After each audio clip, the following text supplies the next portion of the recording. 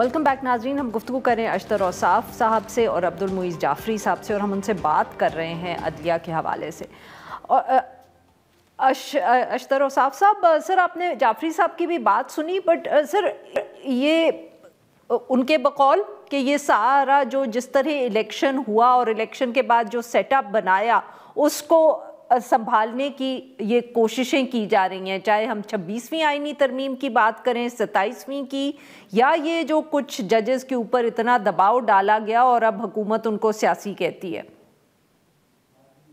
क्या जजेस सिर्फ सुप्रीम कोर्ट के जजेस होते हैं? क्या सीपीसी के अंदर अमेंडमेंट जो हैं, क्या वो हाई कोर्ट्स की जिम्मेदारी नहीं है? क्या चीफ जस्टिस हाई कोर्ट के जो कमेटी होती है, सीपीसी कमेटी, उसके ज़रिए ये सारे अमेंडमेंट्स नहीं करने थे? क्या अतर मंडला साहब ये काम नहीं कर सकते थे? क्या मंसूर अली शाह साहब नहीं कर सकते थे? जब ये चीफ जस्टिस थे, they should have done it. CrPC के अंदर और ये सारी जो प्रोसीजरल चीज़ें हैं, जी, What should they have done, sir? Oh yes, the High Court Administrative Committee is, वहाँ सीपीसी के अंदर लिखा हुआ है कि हाई कोर्ट जो है वो हाई कोर्ट अमेंडमेंट्स करती है सीपीसी के अंदर, उसको आपको लेजिस्लेचर की ज़रूरत नहीं है। तो ये सारे काम किए जा सकते थे, लेकिन उन्होंने नहीं किए।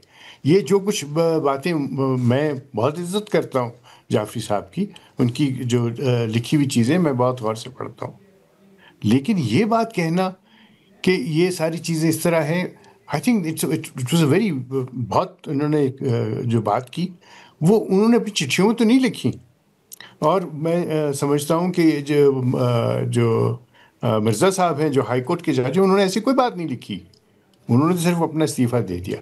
बात ये है कि क्रिटिसाइज़ करना किसी चीज़ को बहुत आसान है।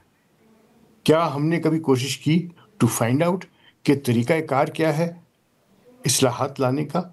जब आइन को आपको चेंज करके इस्लाहात लानी है तो वो मैं आपके साथ शेयर कर देता हूँ। We been thinking about it. जी सर, वेरी क्विकली।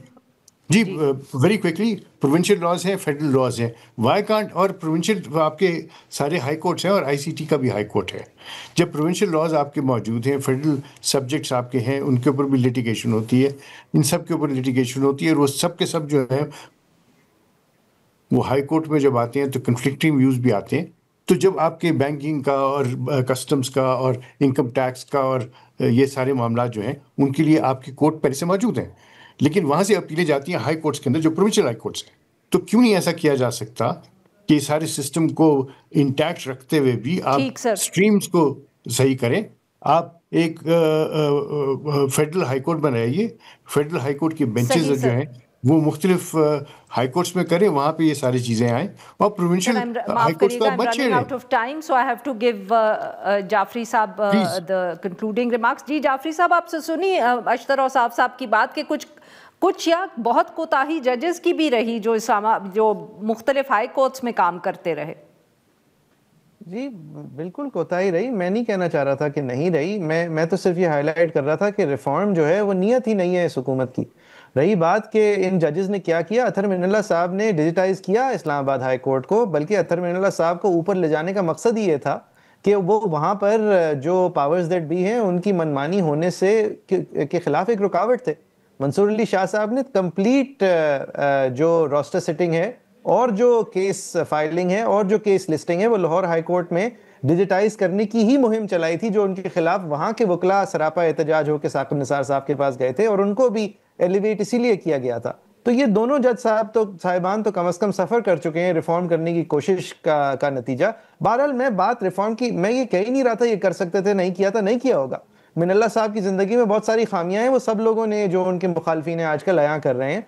बात ये नहीं है, बात यह है कि इस वक्त ये आईनी तरमीम जो आई हैं और जो मजीद आनी है, उनकी नीयत इस्लाह नहीं है, उनकी नीयत बेहतरी नहीं है, उनकी नीयत बिल्कुल एक नेकेड ग्रैब ऑफ पावर को प्रोटेक्शन देना है।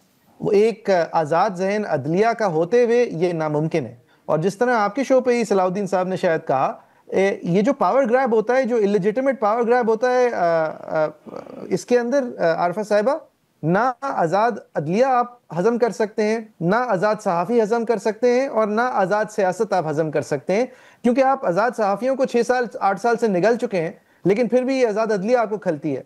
अब इसको आप निकल गए हैं तो आइंदा ये सियासतदान जो है ये कोई बड़ी बातें करने के लिए रह जाएंगे, किसी काम के नहीं होंगे, क्योंकि जब एक एब्सोल्यूट डिस्पोटिक निज़ाम होता है तो उसको complete capture, complete erosion of every other institution की जरूरत होती है।